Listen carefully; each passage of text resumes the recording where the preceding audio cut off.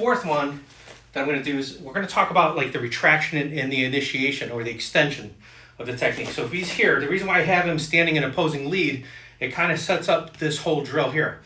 So the first thing is, what's good to develop, obviously both, but you have your extension of your strike and then your retraction of the strike, or initiation and recovery.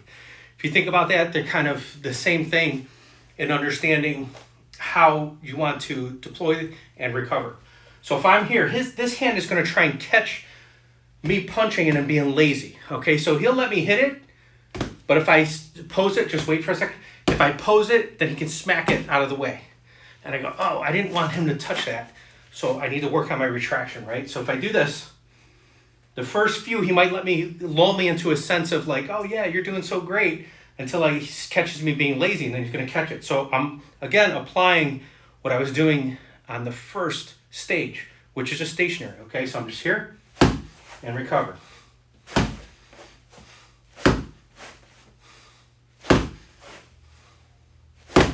So now he's catching me a little bit, but I have a secret. He's using his eyes. Close your eyes for a second. What's happening is he doesn't want to lose. I don't want to lose. He doesn't want to lose. It becomes a little bit competitive. But really, he has to wait for me to hit that before he goes. So every time I hit that, he'll go. Now he's waiting on the actual technique to hit. Good. You see that? It's a little bit different.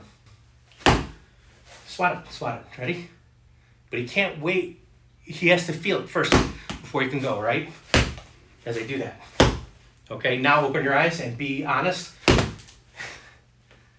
There we go.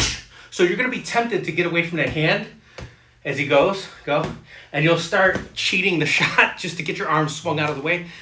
Avoid doing that, okay? Because really, you're going to train some bad habits. Can we swing to the side for a second? What I'm trying to get at here with this is that if you punch and then he parries, you still might have scored that. So sometimes your success rate's not going to feel like you're being untouched. It'll hit your hand a little bit. Good, come back up. So if we're here, he might hit my hand a little bit as I'm here, but I'm still getting him first. But the idea is to try and get it back without being touched. And if you only get it about 25% of the time, it's still pretty good. Come back this way. Okay, so that was to test my recovery. That if I'm real lazy at my recovery, he's going to touch it. Instead, I want him to not touch it.